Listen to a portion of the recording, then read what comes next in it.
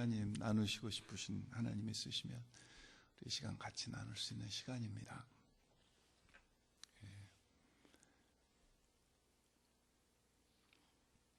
없으시면 우리 다 함께 일어나셔서 같이 교제하시고 우리 서로 축복하고 사랑하겠습니다.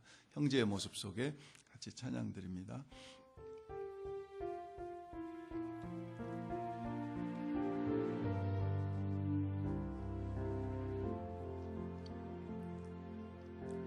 형제의 모습 속에 보이는 하나님 형상 아름다워라.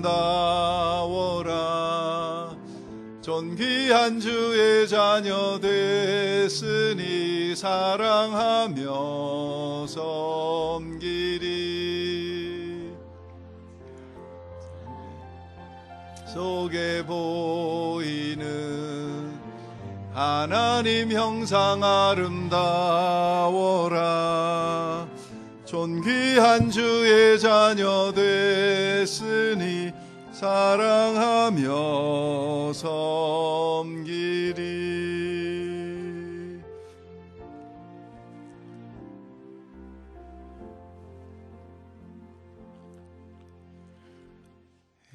할렐루야. 우리 하나님 말씀 다 함께 일어나셔서 누가복음 18장 9절부터 14절까지 말씀 같이 우리 합독하겠습니다. 누가복음 18장 9절부터 14절까지 말씀입니다.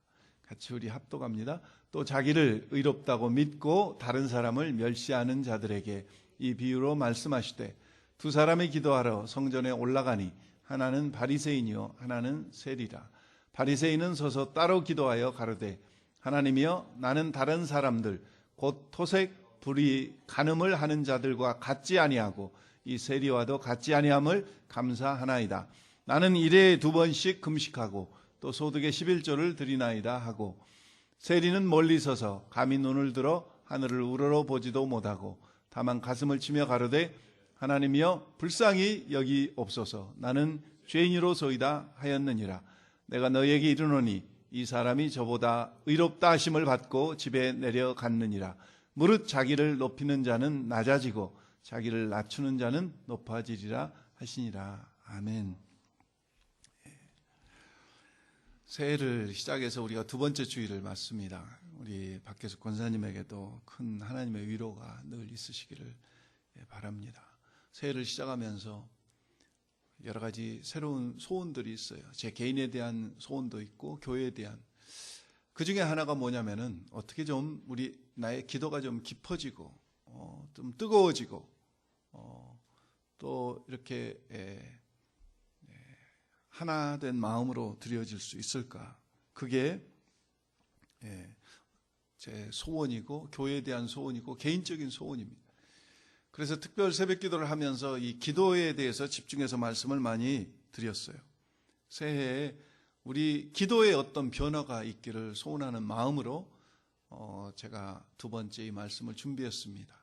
1월 4주 하고 2월 아마 한 5주, 5주 동안 제가 나누는 이 말씀은 새해를 시작하면서 우리 교회가 나가야 될 방향, 우리 여러분들을 향한 어떤 금년 한 해 어떤 이런 그 진로를 말씀드리는 그런 말씀으로 여러분들과 나누려고 합니다.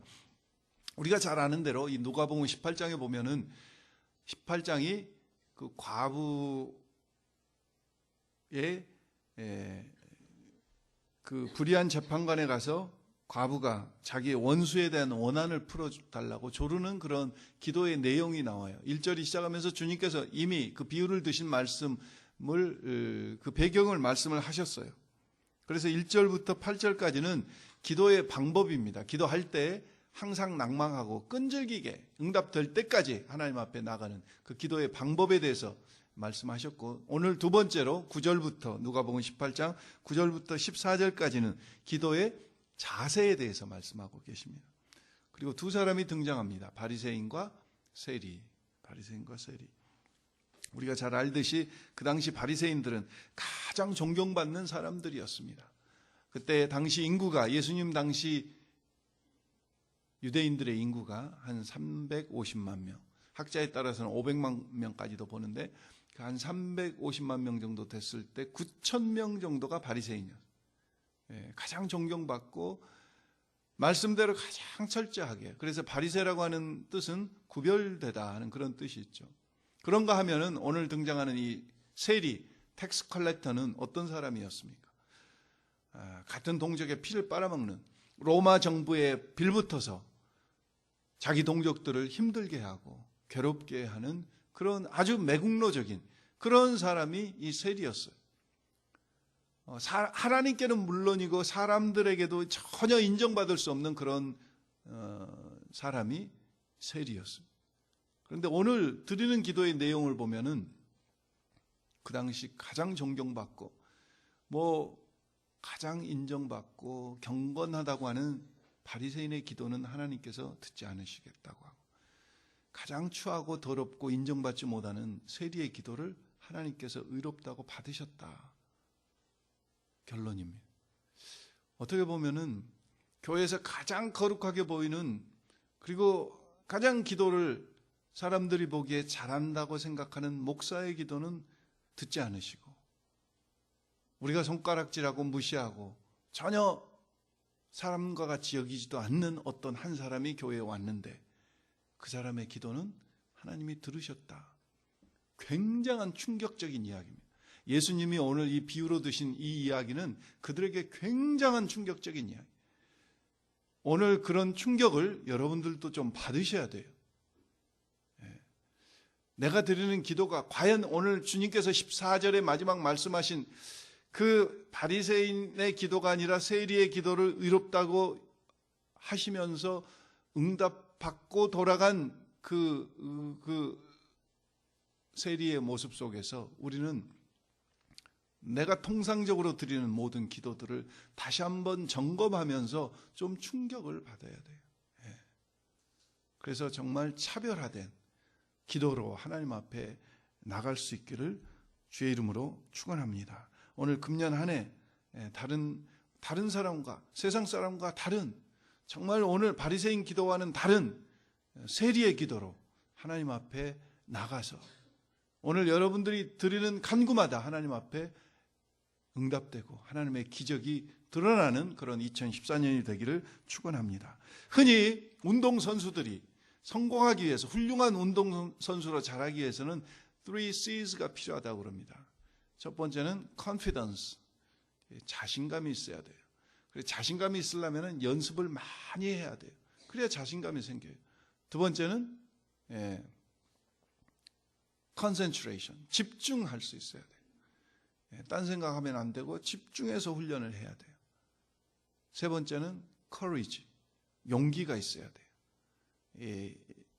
그러듯이 오늘 기도를 통해서, 제가 오늘 이 세리의 기도를 통해서 세 가지 것을 발견을 했어요. 우리가 주님이 의롭다고 여기시는 이 차별화된 기도는 어떤 것인가? 맨 첫 번째는 겸손한 기도입니다.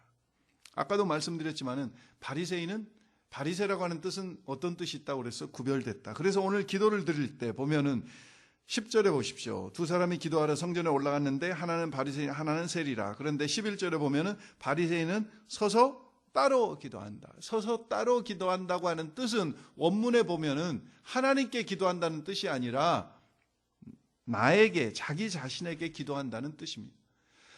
잘 아는 대로 바리새인은 하루에 3번씩 기도했어요. 9시, 12시, 3시. 오늘 또 따로 서서 기도합니다. 그리고 그 기도 내용을 보십시오. 하나님이여, 나는 다른 사람들 곧 토색, 불의, 간음을 하는 자들과 같지 아니하고 이 세리와도 같지 않음을 감사했어요.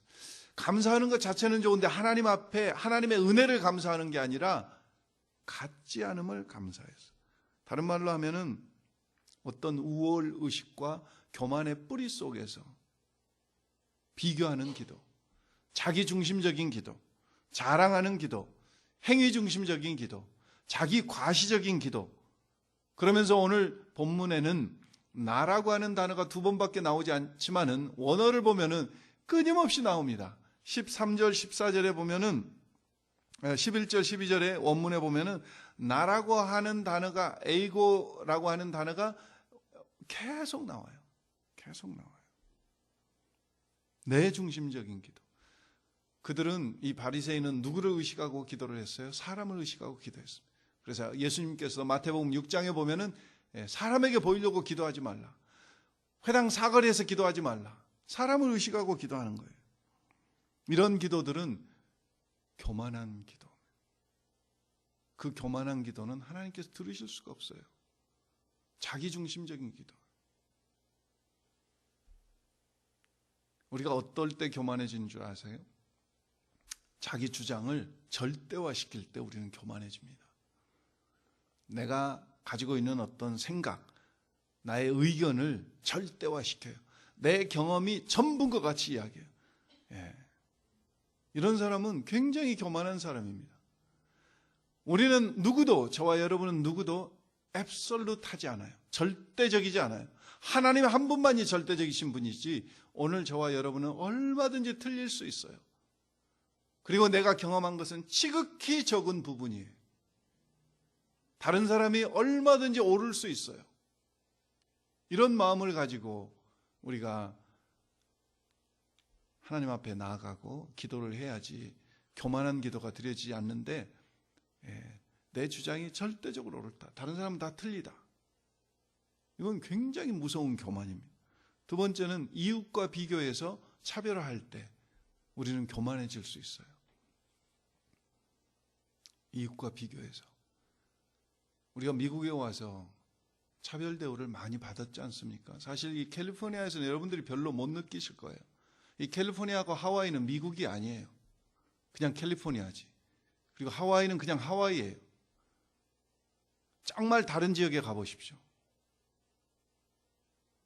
중부나 동부나 저 북부 가보세요. 굉장한 인종차별이 있습니다. 저는 텍사스에서만 15년을 살았어요. 심지어 신학교에 가서 그 수천 명 있는 하나님의 말씀을 공부하겠다고 소명을 받고 온 신학생들까지도 지나가다가 인사하면 외면해요. 인사를 안 받아요. 그런 인종차별을 받고 우리는 또 여러분들이 직장에서 사실 다 웃고 이야기하지만은 속으로는 은근한 드러나지 않는 그런 인종차별들을 수없이 받고 살아요. 그러면 우리는 다른 사람을 인종차별하지 않아야 되잖아요. 그런데 우리도 여전히 다른 사람들을, 다른 인종들을 차별해요. 우리가 차별하는 인종이 어떤 인종인지 잘 모르겠지만은 흑인들, 월남 사람들 무시하고. 그래서 저는 그런 생각을 해봤어요. 만약에 우리 딸들 중에서 사위로 흑인을 데려오면 어떻게 할 것인가? 흑인을 사위로 데려오면 어떻게 할 것인가? 월남 사람을 사위로 데리고 오면은 어떻게 할 것인가? 그거 어떻게 하기는 어떻게 해요? 받아들여야지. 그 사람들 다 하나님의 피조물이잖아요. 하나님의 작품이잖아요. 왜 우리가 겉으로 드러나는 걸 가지고 사람을 차별하고 구별합니까? 제가 가까이 지내는 어느 목사님이 계신데 작년에 그 딸이 결혼을 했어요. 근데 알리지도 않고 쉬쉬하고 그냥 결혼식을 해버렸어요. 나중에 알게 돼서 전화를 했더니 사연인 즉슨 자기의 큰딸이 결혼을 했는데 사위가 흑인이라는 거예요. 그래서 그걸 감추느라고. 그래서 사모님은 지금도 그 사위를 안 만난대요. 물론 우리 한민족, 배달민족, 한결의 민족, 우리 민족이 그렇게 우수합니까? 하나님 앞에. 뭐 그렇게 드러내놓을 것이 있어요, 하나님 앞에. 뭘 그렇게 자랑스러워서 다른 민족들을 그렇게 무시하고 그렇게 배타시합니까? 현대는 이 국수주의가, 지금 동북아시아 세 나라가 극단적인 국수주의 때문에 동북아시아가 긴장관계에 있는데, 이 국수주의, 내셔널리즘이 굉장한 문제예요. 하나님의 눈으로 볼 때는 이건 아주 교만한 거예요. 아주 교만한 거예요. 또 하나님 앞에 자기 자신을 감출 때 그것은 교만입니다. 오늘 바리새인 보십시오. 하나님 앞에 나와서 자기의 마음을 전혀 감추고 이야기해요. 자기 속은 전혀 이야기하지 않아요. 외면적인 것만 이야기합니다. 이것은 굉장한 교만이에요. 그래서 사람들을 의식하게 돼요. 외형적인 것만 이야기해요. 겸손한 기도는 하나님 앞에 집중하는 기도인데 바리새인의 기도는 사람들에게 집중하는 기도예요. 그래서 나라고 하는 단어가 계속 반복되면서 내 중심적인 기도, 이런 교만한 기도는 하나님께서 들으실 수 없는 차별화된 기도가 아니라 그러죠. 우리는 하나님 앞에 세리와 같이 겸손함으로 나가야 돼요. 디모데전서 6장에도 보면 그런 말씀이 있습니다. 하나님 말씀과 경건에 관한 교훈에 창념치 아니하면 저는 교만하여서 아무것도 할 수가 없다. 하나님의 말씀과 경건에 관한 교훈에 창념치, 그 말씀에 매이지 아니하면 우리는 늘 교만해져요. 그래서 아무것도 할 수 없어요. 사도 바울은 세월이 지나갈수록 자기 자신에 대해서 고백합니다. 나는 죄인 중에 괴수다. 나는 죄인 중에 괴수다.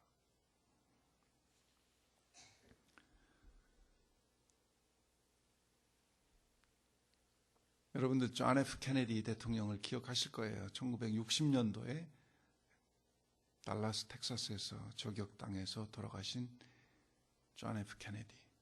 그 존 F 케네디 동생이 로버트 F 케네디입니다. 로버트 F 케네디도 자기 형이 저격당해 죽은 지 죄송합니다. 1960년도가 아니고 1962년도. 자기 형이 저격당해 죽은 지 5년 6년 만에 LA에서 또 저격당해 죽었어요.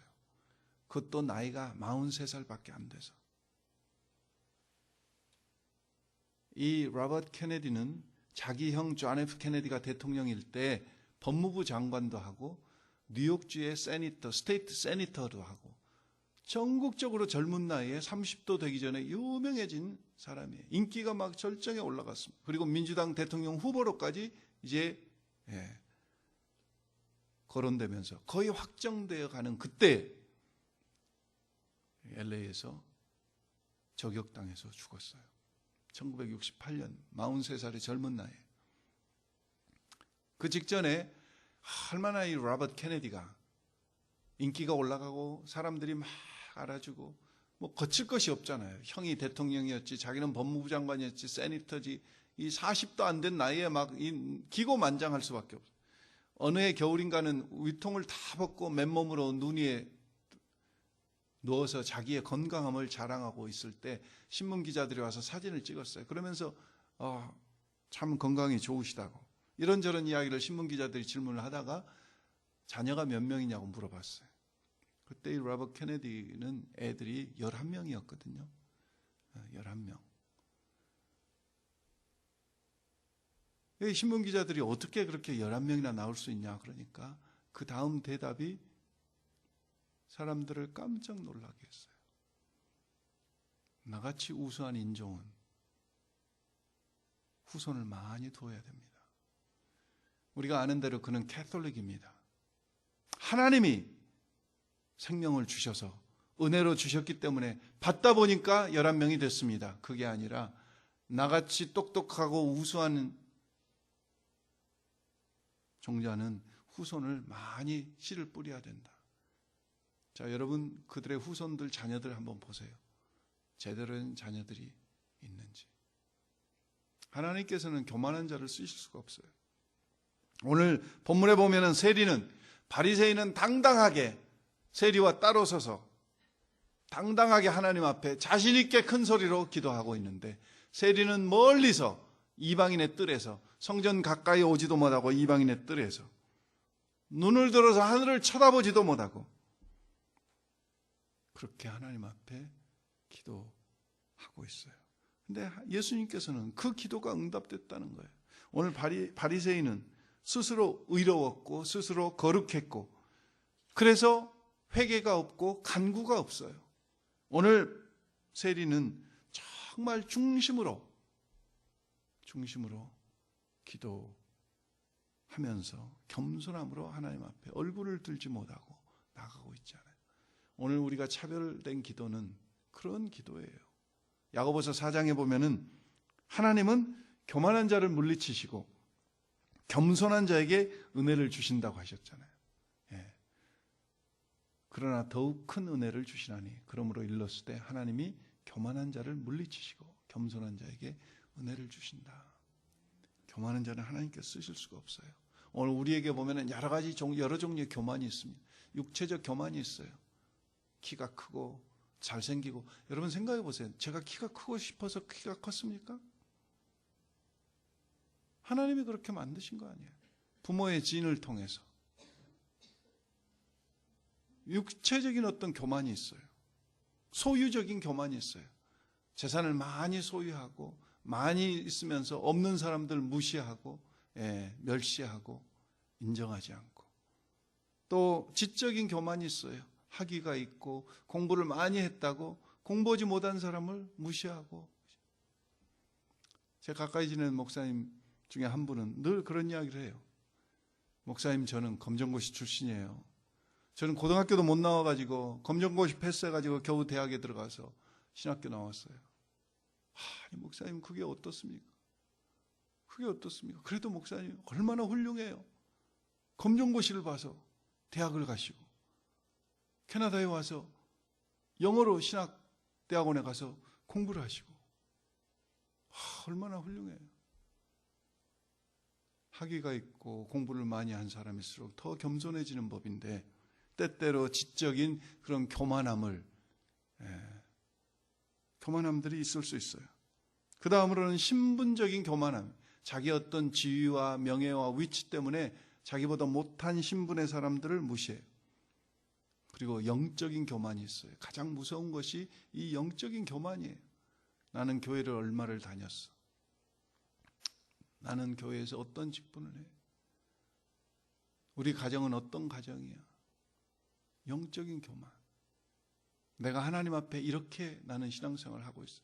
하나님은 나를 안 들어줄 수가 없어. 내 기도를 안 들어줄 수가 없어. 당연히 들어주셔야 돼. 그리고 은근히 영적으로 자기보다 못한 수준의 사람들을 무시하는 이 영적인 교만, 제일 무서운 교만. 오늘 차별화된 기도는 세리의 기도와 같이 정말 겸손함으로 하나님 앞에, 하나님 안에서의 나의 나됨을 알고 주님 앞에 그대로를 고백하는 그러한 기도가 겸손함의 기도예요. 두 번째 기도는 13절에 보면은 세리는 어떻게 기도합니까? 멀리 서서 감히 눈을 들어 하늘을 쳐다보지도 못하고 다만 무엇을 치며? 가슴을 치며 나는 죄인입니다. 두 번째 기도는 애통하는 기도예요. 이 가슴을 쳤다고 하는 것은 한 번 가슴을 쳤다는 게 아니라 시제가 미완료 시제형으로 써요. 미완료라고 하는 것은 계속해서 가슴을 쳤다는 겁니다. 하나님 저는 죄인입니다. 저는 죽일 죄인입니다. 하나님 앞에 감히 성전에 들어가서 기도할 수 없어요. 그런 죄인. 애통하는 기도예요. 무엇에 애통하는 겁니까? 자기의 죄에 대해서. 죄에 민감한 사람의 기도가 애통하는 사람의 기도예요. 그래서 회개를 하는 거죠. 회개하는 기도. 심령이 가난한 기도예요.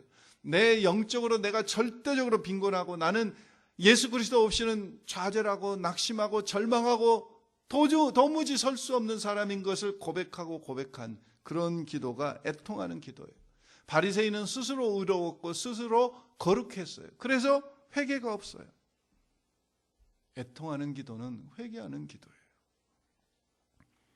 거지 나사로나 수로버리게 여인이나 삭개오를 보십시오. 그들은 다 예수님 앞에서 회개함으로 애통함으로 나가서 주님 앞에 인정받았던 사람들. 누가복음 5장에 보면은 베드로의 고백이 나옵니다. 아침에 그물을 깃고 있던 베드로를 향해서 예수님께서 말씀하셔요. 깊은 데로 가서 그물을 내려라. 그 말씀대로 순종했더니 고기가 많이 2배에 가득 잠기게 잡혔어요. 그 고기를 잡아가지고 나오자마자 베드로가 주님 앞에 무릎을 꿇고 뭐라고 이야기합니까? 주여 나는 죄인이로소이다. 나를 떠나소서. 이게 애통하는 기도예요. 메시아 앞에 메시아이심이 깨달아지고 그 고기가 많이 잡힌 기적적인 사건을 통해서 그분이 메시아이심을 깨달아지자 그 메시아 앞에 선 자기가 너무 초라한 거예요. 영적으로 정말 파산 상태, 도무지 이 모습 이대로는 하나님 앞에 나갈 수 없는 죄인인 것이 깨달아지고 그래서 나를 떠나소서. 애통하는 부르짖음이에요. 그 애통하는 부르짖음을 우리 하나님이 들으신다는 거죠. 이사야서 6장에 보면은 우시아 왕이 죽던 해 이사야 선지자가 성전에 가서 예배를 드리는데 갑자기 희한한 현상이 벌어졌습니다. 천사들이 수랍들이 6날개로 막 찬양을 하면서 그들이 거룩하다 거룩하다 거룩하다. 그때 이사야 선지자 깜짝 놀랐습니다. 그리고 고백합니다. 화로다 나여 죽게 되었도다. 나는 입술이 부정한 사람이요 부정한 사람 중에 거하는 죄인인데 내가 하나님을 배웠다. 나는 죽게 되었다. 그러면서 막 울부짖습니다. 그 마음이, 그 부르짖음이 바로 애통하는 기도예요. 자, 그래서 하나님께서 베드로를 버리셨습니까? 이사야 선지자를 버리셨습니까? 에이, 죄 많은 놈들, 에이, 애통하는 놈들, 다 쓸모없는 놈들이라고 버리신 게 아니라 도리어 그들을, 애통하는 이사야를, 애통하는 베드로를 하나님께서 부르시고 사용하시잖아요. 20세기 기독교 평신도로서 가장 큰 영향력을 교회에 끼쳤던 우리가 잘 아는 영국의 C.S. 루이스는 현대 기독교인들을 향해서 이렇게 이야기했습니다. 현대 기독교인들은 구도의 정신을 상실했다. 구도의 정신을 상실했다. 죄에 대해서 진지하게 고민하는 성도들이 많지 않다 그거죠. 죄에 대해서 민감한 성도들이 많지 않다 그거죠. 죄에 대해서 회개하는 성도들이 많지 않다 그거죠. 그래서 예수님께서 이 땅에 오셔서 2000년 전에 이미 말씀하셨어요. 너희가 피리를 불어도 춤추지 아니하고 내가 곡하여도 너희가 가슴을 치지 않는다. 그 이야기는 무슨 이야기입니까? 애통하는 마음이 없다 그거죠. 애통하는 마음이 없어요. 죄에 대해서 민감한 기도로 애통하는 마음이 없다 그거죠. 여러분 이 시간 한번 구약성경 느헤미야서 1장을 한번 찾으실까요? 구약성경 727면에 있습니다. 727면에 느헤미야서 1장을 한번 찾아서 6절 7절을 좀 같이 읽겠습니다. 6절 7절 느헤미야서 1장입니다. 727면에 있습니다. 727면에 느헤미야서 1장 6절 7절 두 절만 우리 같이 합독합니다. 이제 종이 주의 종들이 이스라엘 자손을 위하여 주야로 기도하며 우리 이스라엘 자손이 주께 범죄한 죄들을 자복하오니 주는 귀를 기울이시며 눈을 여시사 종의 기도를 들으시옵소서. 나와 내 아버지의 집이 범죄하여 주를 향하여 크게 악을 행하여 주께서 주의 종 모세에게 명령하신 계명과 율례와 규례를 지키지 아니하였나이다. 예루살렘이 황폐하고 성전이 황폐했다는 소식을 멀리 바벨론에서 들었던 이 느헤미야가 어떻게 합니까? 금식하며 애통하며 주야로 하나님 앞에 부르짖어요. 뭐라고 부르짖습니까? 나와 내 아버지 집이 우리 이스라엘이 하나님 앞에 범죄했습니다. 자복해요. 나와 내 아비 집이 죄를 범했습니다. 회개해요. 아니 성전이 황폐된 것과 무슨 상관이 있어요? 근데 그 성전 재건을 위해서 기도하기 전에 먼저 자기 자신이, 자기 민족이, 자기 가문이 하나님 앞에 범죄했음을 주를 향해서 악을 행했다고 고백하면서 애통하는 마음으로 금식하며 주야로 기도해요. 자, 그래서 하나님께서 느헤미야를 버리셨습니까? 더 귀하게 쓰셔요. 더 귀하게 쓰셔요. 그래서 우리가 애통하는 기도를 드리려면 하나님뿐만 아니라 이웃과 지역과 환경에 대해서 민감해야 돼요. 민감해야 돼요. 그래야지 우리는 차별화된 기도, 성숙된 기도를 드릴 수가 있어요. 오늘 우리에게 없는 것이 이 애통하는 마음이 없기 때문에 내 자신에 대해서 애통하는 마음뿐만 아니라 우리 교회와 이웃과 서로에 대해서 애통하는 마음이 없기 때문에 서로 정죄하고 판단하고 비판하고 그래요. 한국 교회에 대해서 여러 가지 이야기를 많이 합니다. 그리고 여러 가지 문제들이 많이 있어요. 요즘은 아군들끼리 서로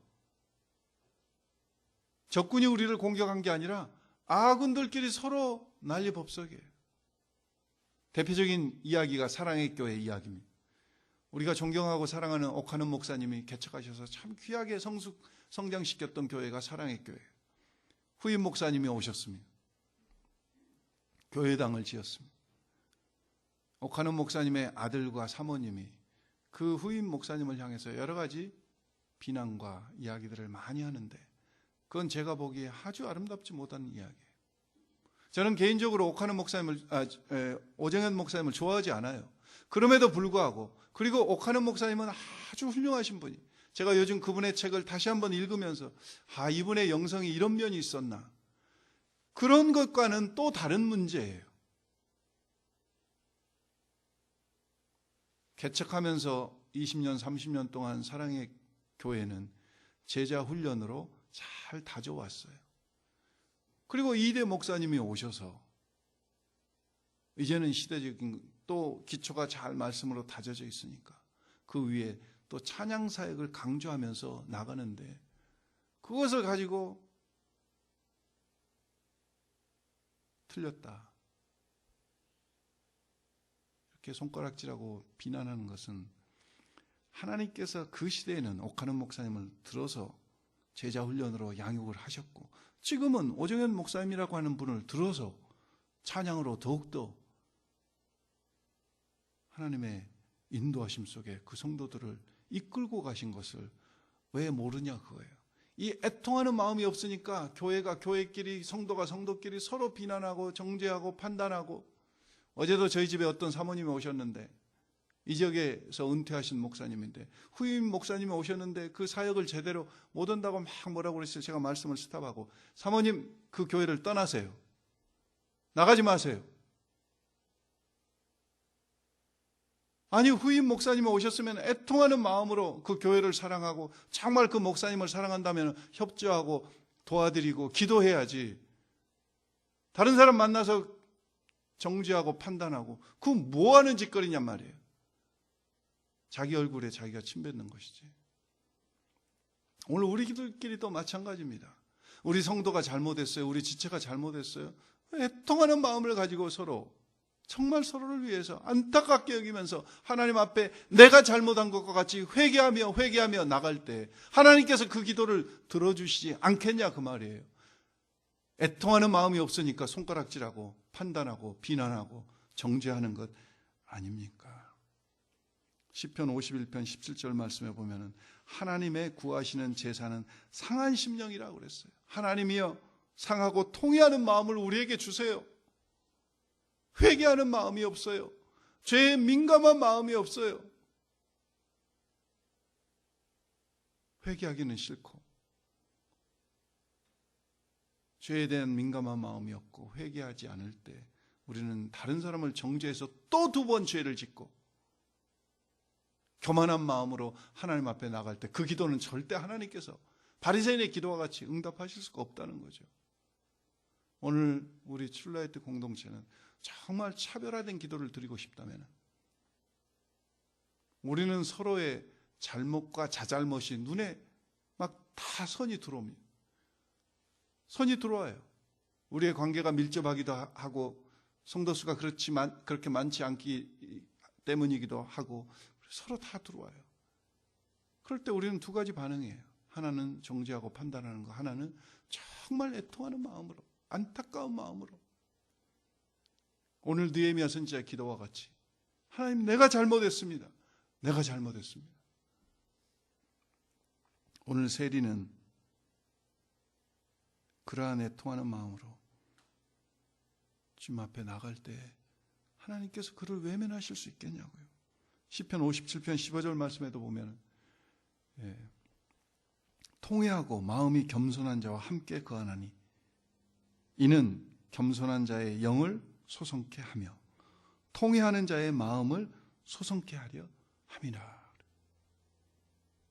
겸손은요, 애통과 함께 가요. 겸손한 자는 애통할 수밖에 없고 애통하는 자는 겸손할 수밖에 없어요. 그래서 겸손한 기도, 애통하는 기도는 같이 가는 거예요. 따로 분리될 수 있는 게 아니에요.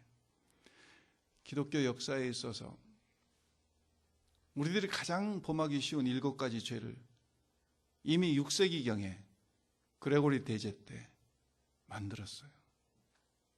그래서 Seven Deadly Sins라고도 하고 Seven Cardinal Sins라고도 해가지고 맨 첫 번째가 교만입니다.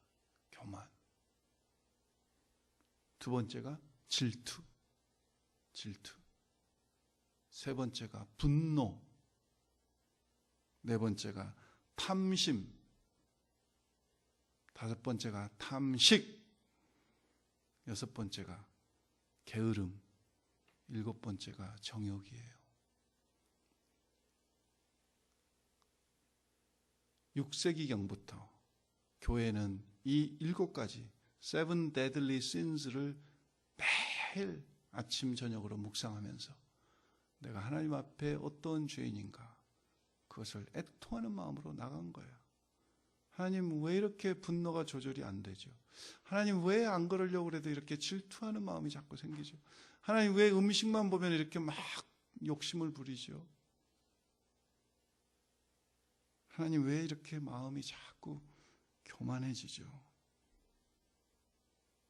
하나님 왜 이렇게 자꾸 게을러지죠? 편하게만 살려고 하죠?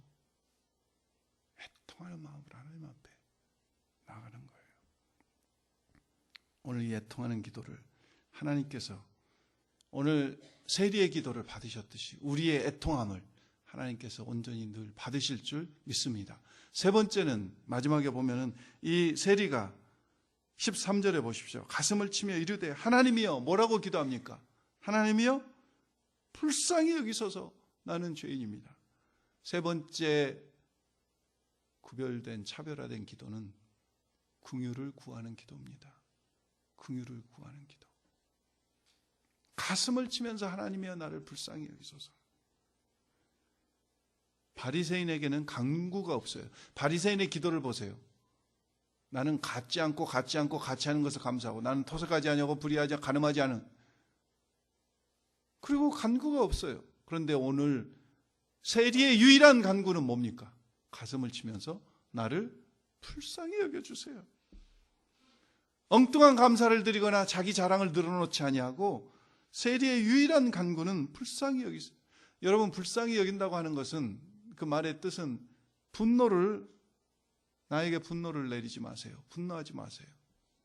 또 다른 불쌍히 여기서 뜻은 여러분 구약 성경에 보면은 성소와 지성소가 있지 않습니까? 지성소에 가면은 홀리 오브 홀리스 언약궤가 있어요. 그 언약궤 안에 우리가 잘 아는 대로 세 가지 것이 들어있잖아요. 아론의 쌍난 지팡이와 만나와 두 돌판에 새긴 십계명이 그 언약궤 안에 들어있고 그 언약궤 위가 시은좌라고 하는 하나님께서 셰키나의 영광을 비추셔서 하나님의 은혜를 베풀어 주시는 자리라고 그래서 시은좌라고 그럽니다. 불쌍히 여기소서의 뜻은 바로 그 뜻입니다. 은혜를 베풀어 주세요. 하나님 은혜를 베풀어 주세요. 하나님의 은혜가 아니면 한순간도 살 수 없습니다. 여러분 사복음서에 보면은요, 제가 시간이 없어서 마태복음만 찾아봤는데 끊임없이 수많은 사람들이 예수님 앞에 나올 때 고백하는 고백이 있어요. 그 고백이 뭡니까? 불쌍히 여기소서, 불쌍히 여기소서. 마태복음 9장 29절에 보면은 두 소경이 나와요. 두 소경이. 마태복음 9장 29절에 보면 두 소경이 나와서 예수님을 향해서 소리 지릅니다. 다윗의 자손 예수여, 다윗의 자손이여, 우리를 어떻게 여겨주세요? 불쌍히 여겨주세요. 아니 소경이 지금 예수님 앞에 나올 때 뭘 기대하겠어요? 눈 뜨는 거 기대. 눈 뜨게 해주세요. 눈 뜨게 해주세요. 눈 뜨게 해주세요. 그걸 이야기하지 않고 두 소경이 뭘 이야기해요? 불쌍히 여겨주세요. 불쌍히 여겨주세요. 마태복음 15장에 보면은 가난한 여인이 예수님 앞에 나와서도 동일한 이야기를 합니다. 주 다윗의 자손이여, 나를 불쌍히 여겨주세요. 내 딸이 흉악히 귀신 들렸는데 나를 불쌍히 여겨주세요. 나를 불쌍히 여겨주세요.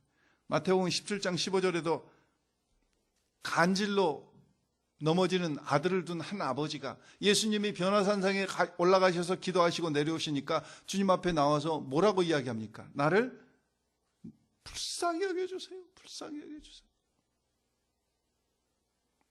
마태복음 20장 30절에 보니까 여리고성에 두 소경이 있어요. 그렇게 보니까 마태복음 9장에도 두 소경이 나오고 마태복음 20장에도 두 소경이 나오고, 소경은 앞이 안 보이니까 혼자 못 다니구나. 둘이 늘 같이 다니구나, 짝으로. 제가 그렇게 생각하면서 마태복음 20장에도 보니까 여리고 두 소경이 예수님 앞에 뭐라고 이야기합니까? 주여 우리를 불쌍히 여겨주소서 다윗의 자손이요. 시끄럽다고 제자들이 조용하라고 무시했어요. 그랬더니 이 여리고 두 소경은 더 소리 지르면서 우리를 불쌍히 여겨주세요. 하나님의 긍휼이 없이는 우리는 아무것도 할 수 없습니다. 제 기도의 거의 대부분은 이 한마디입니다. 제가 새벽에도 기도하고 금요철학 때도 기도하고 차 운전하면서도 기도하고 다른 때도 기도하지만은 제 기도의 유일한 것은 불쌍히 여겨주세요. 그거예요. 제가 설교를 준비하면서도 다른 설교 잘하게 해주세요. 그런 거 아니에요. 하나님 저를 불쌍히, 제 목회를 위해서도 하나님 저를 불쌍히 여겨주세요. 우리 성도들을 위해서 기도할 때 제가 하나님 저들을 불쌍히 여겨주세요. 하나님의 긍휼히 여기심이 아니면은 우리는 정말 뜨는 해 앞에 아침 이슬과 같이 우리는 순식간에 없어질 존재들이에요. 하나님의 긍휼히 여겨주심, 불쌍히 여겨주심 때문에 저와 여러분이 아직까지 살아있고 교회의 공동체를 이루고 살아가고 하나님의 기적을 체험하는 것이지, 하나님의 불쌍히 여기심이 아니면은 진짜 신기해요. 성경 말씀을 읽을 때마다 하나님의 불쌍히 여겨주셔서, 제가 이번 주에 라스베가스를 운전해 가면서 제가 제 설교를 잘 듣지 않거든요. 진짜 설교를 들으면 한심하고. 근데 옛날 한 4, 5년 전인가 했던 CD가 하나 있어서 그것을 가지고 가면서 들었는데, 야, 설교가 너무 은혜가 되는 거예요. 제가 들으면서. 어떻게 그렇게 설교를 잘했지? 하나님의 불쌍히 여겨주심. 하나님의 불쌍히 여겨주심. 그 제가 한 게 아니라 하나님의 불쌍히 여겨주심이에요. 오늘 이 설교를 준비한 것도 정말 제가 기도하면서 하나님 불쌍히 여겨주셔서 하나님이 그 말씀을 그때그때 주셔서 그러지, 그게 아니면 여러분들이 직장에서 무슨 문제를 해결하고 그 어려운 그 정말 정글과 같은 그 컴피티션이 있는 그 사무실에서 여러분들이 하루하루를 지낼 수 있는 것도 여러분들이 훌륭하고 똑똑해서가 아니라 하나님의 불쌍히 여기심 때문인 줄 믿습니다. 하나님의 불쌍히 여겨주심이 아니면은 우리는 정말 한순간도. 오늘 이 세리는 그걸 알았어요. 바리새인은 자기 의가 강해서 하나님 앞에 간구함이 없어요. 간구함이 없어요, 그냥. 오늘 이 세리는 저는 매국노입니다. 저는 사람들에게 무시당합니다. 저는 외롭습니다. 저를 좀 어떻게 해주세요. 기도하려면 얼마든지 많을 거예요. 그런데 딱 한마디예요. 하나님 앞에 가슴을 치면서 저는 죄인인데 하나님 나를 불쌍히 여겨주세요. 여러분 기도 못 오셔도 돼요. 그 한마디만 하시면 돼요. 저는 새벽마다, 요즘은 잘 안 나오시지만 이 동네 사는 어떤 분이 우리 교인 중에 매번 새벽 기도에 나오면 맨날 울어요. 저 기도하고 있으면 시끄럽게 뒤에서 맨날 울어요. 불쌍히 여겨달라 그거죠. 그러니까 하나님이 그 기도를 응답하지 않으실 수 있겠어요? 요즘 기도가 응답되는지 요즘은 안 나오시더라고요. 울기만 해도 괜찮아요. 기도 못 오셔도 돼요. 뭐 그렇게 기도를 훌륭하게 잘 한마디만 하셔도 돼요. 하나님 나를 불쌍히 여겨주세요. 마태복음 제가 9장, 15장, 17장, 20장 예를 들었죠. 왜 예를 들었냐면은 그렇게 불쌍히 여겨달라고 부르짖는 한 사람도 예수님이 외면하지 않으셨다. 예수님이 외면하지 않으셨어요. 다 그들을 고쳐주시고 귀신을 쫓아주시고 눈을 뜨게 하시고 오늘 애통하는 마음으로, 겸손한 마음으로 하나님 앞에 나아가서 나를 불쌍히 여겨주시라고 하나님 앞에 부르짖을 때 우리 하나님은 우리의 기도를 절대 외면하지 않으시고 응답하시고 하나님의 기적을 나타내실 줄 믿습니다. 금년 한 해 어떤 한 해보다도 저는 저와 여러분의 기도가 깊이 하나님과 관계 속에 깊어지고 더 뜨거워지고 하나 되는 기도로 하나님 앞에 나아가서 기도가 변화되는, 기도가 새로워지는 그런 한 해. 이 동네 목사님 중에서 우리 사우스 산호세에 가면은 칩 잉그램 목사님이라고 아주 훌륭한 분이 계셔요. 벤처 크리스찬 처치라고. 제가 그분의 책을 가지고 우리 성경 공부 때 지금 공부하고 있기도 하고 그러는데, 이분이 큰 교회 말고 교회로서 이렇게 임팩트를 끼치는 교회들을 조사를 해봤어요. 그랬더니 3가지 공통점이 있더래요. 첫째가 뭐냐면은 deep grow, 깊이 성장하고, 그리스도의 장성한 분량에 이르기까지 깊이 성장하고, wide grow, 넓게 폭이 넓어지면서 성장하고, 세 번째는 make impact, 그 지역에 영향력을 주는 교회로. 그러한 교회들이 계속해서 하나님께 쓰임 받더라고요. 오늘 저와 여러분이 하나님 앞에 쓰임 받을 수 있는 가장 중요한 기초적인 문제는 뭐냐면은 우리의 기도가 리바이탈라이즈 돼야 돼요. 다시 한번 기도가 새로워져야 돼요. 기도가 새로워져야 돼요. 새벽에 꼭 못 나오시더라도, 제가 지금 금년 한 해 목표는 적어도 이 프리몬에 있는 분들은 다 새벽 기도 나오게 하는 것이 지금 저희 금년도 목표. 이 프리몬 가까운 계신 분들만 다 새벽에 나오면 뭔가 좀, 그래서 우리의 숫자도 중요하지만 그 기도의 태도가, 오늘 자세가 정말 매일 새벽 기도에 나오지는 못한다고 할지라도 하나님 앞에 기도 드릴 때 겸손한 마음으로, 정말 애통하는 마음으로, 하나님의 긍휼을 구하는 마음으로, 하나님 정말 오늘 더 오래 기도해야 되는데 그렇게 하지 못했네요. 하나님 오늘 정말 말씀으로 시작해야 되는데 허둥지둥하다가 말씀으로 시작하지 못했지만 정말 하나님 오늘 나를 불쌍히 여겨주셔야 됩니다. 저를 긍휼히 여겨주세요. 하나님 불쌍히 여겨주시지 않으시면 제가 어떻게 이 어려운 문제를 풀어갈 수 있고 수많은 사람들 속에서 어떻게 이렇게 바른 결정을 내릴 수가 있습니까?